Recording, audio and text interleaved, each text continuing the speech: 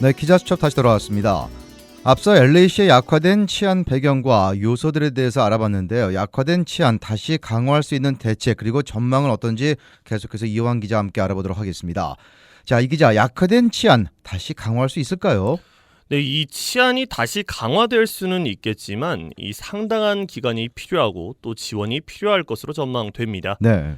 이 올림픽 경찰서 후원회 회장인 브래들리 변호사는 한 번 약화된 치안이 다시 원래 수준으로 회복되기까지는 수십 년이 걸릴 수 있다고 우려했습니다.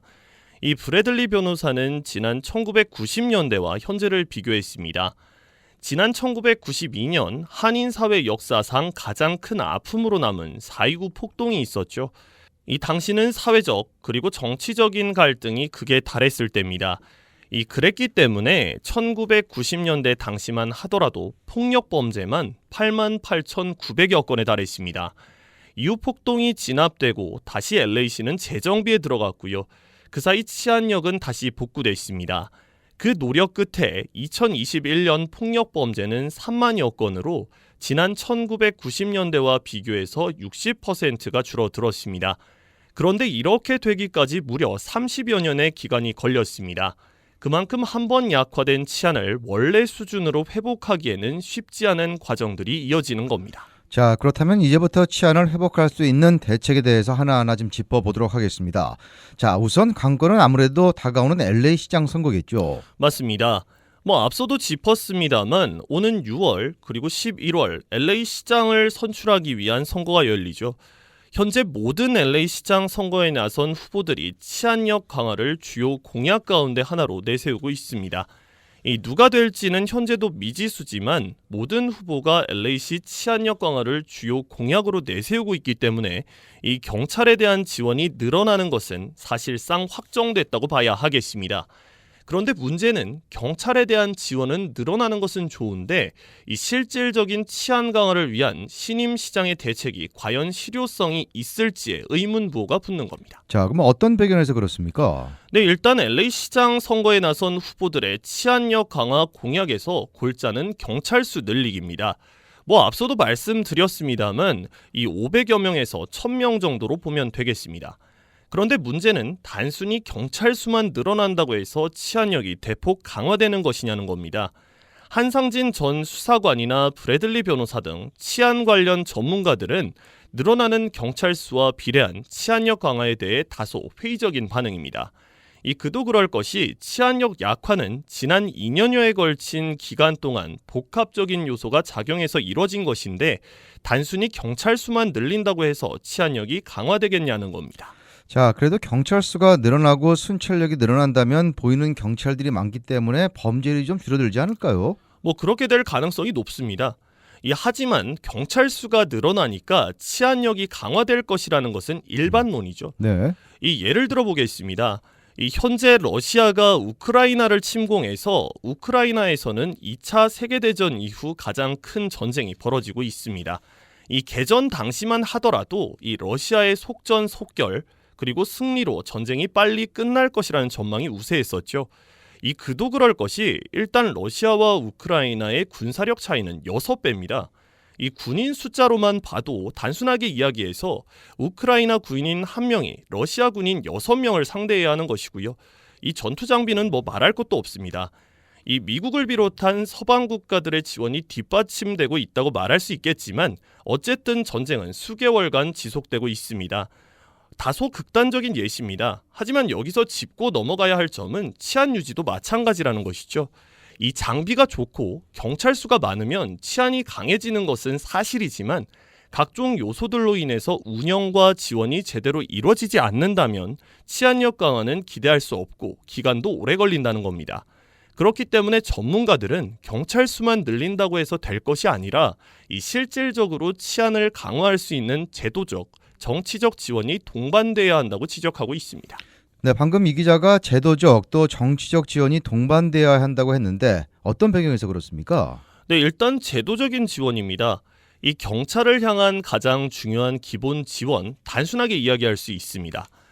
범죄자를 검거하면 그에 따른 적법한 형을 받도록 하는 것이죠.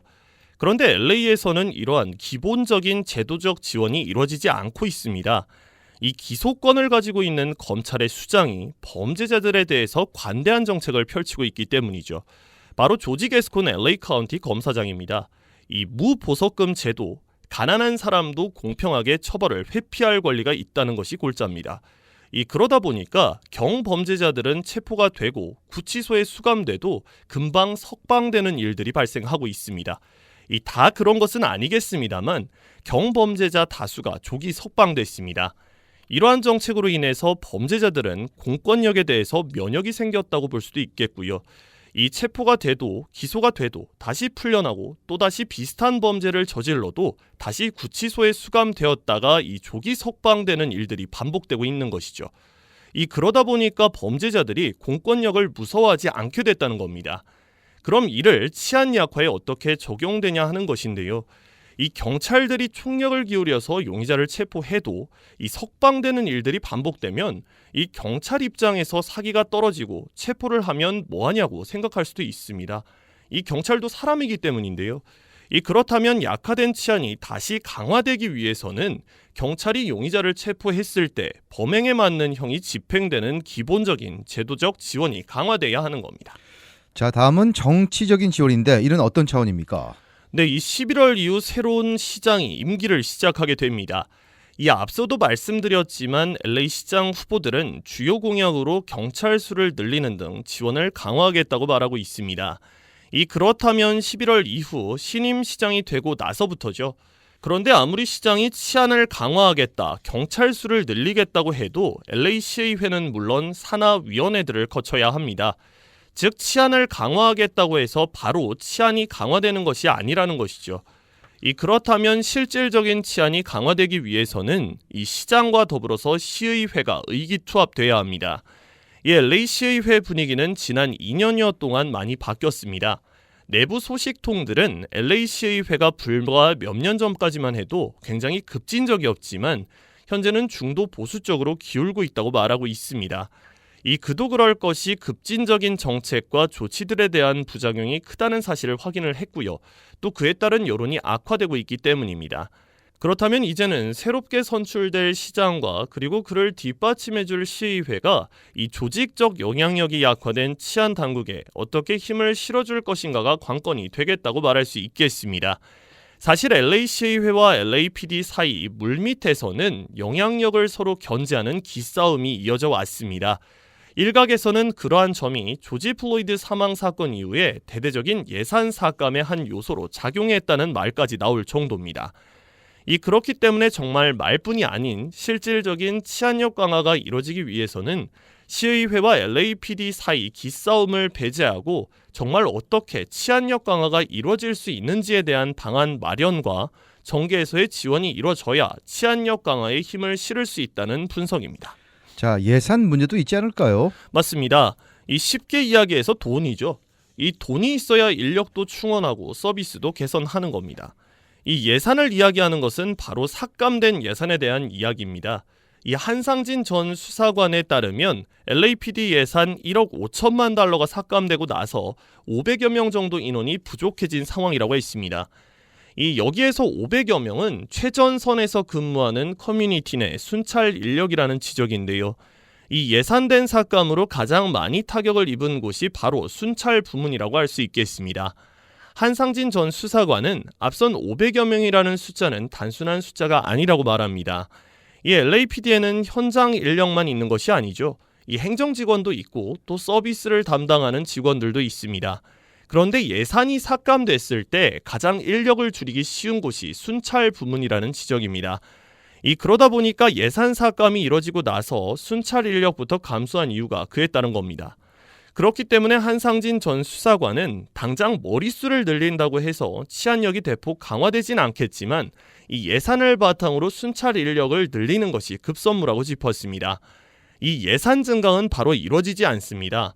다만 앞서 말했듯이 제도와 정계, 치안 당국의 원활한 협조가 이뤄진다면 단기간 내에는 힘들겠지만 기존보다는 훨씬 줄어든 시간 내에 치안력 강화를 이뤄낼 수 있다는 분석이 나옵니다. 자, 여론 개선도 필요하지 않겠습니까? 네, 이 치안력 강화의 가장 중요한 부분이죠. 이 치안력은 치안 당국의 노력과 더불어서 당국을 향한 커뮤니티의 신뢰가 뒷받침돼야 합니다. 그런데 현재 치안 당국을 향한 커뮤니티의 신뢰는 높지 않고 여론도 그리 따뜻하지 않습니다. 이 조지 플로이드 사망 사건 이후에 치안 당국을 향해서 일부에서는 다소 적대적인 여론이 형성돼 있기 때문입니다. 이 패트리샤 샌도발 전 서장 이후 부임한 에런 폰세 올림픽 경찰 서장이 LA 한인타운을 돌면서 가장 강조하던 말이 있습니다. 이 바로 커뮤니티와의 소통이죠. 이를 위해서 에런 폰세 서장은 주기적으로 한인타운을 직접 돌면서 업주와 주민들과 소통을 이어가 나가겠다고 말했습니다.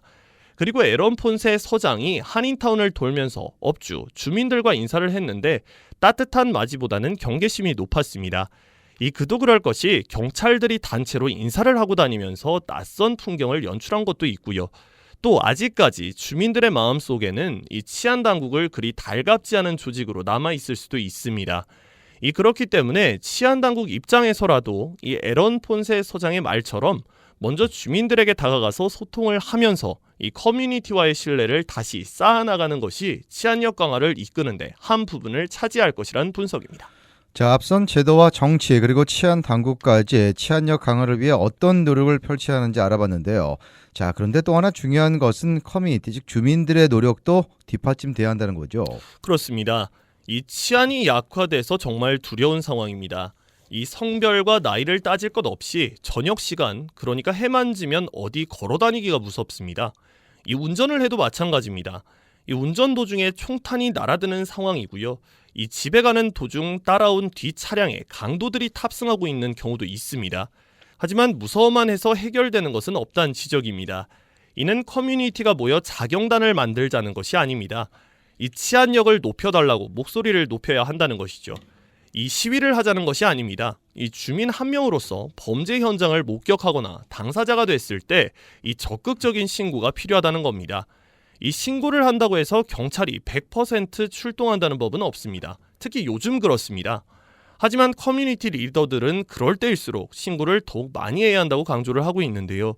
이 거주하는 곳을 관할하는 시의원 지역구에 단체와 주민들이 합심해서 치안력을 강화해달라고 요청하는 서한을 지속적으로 보내는 것도 중요합니다.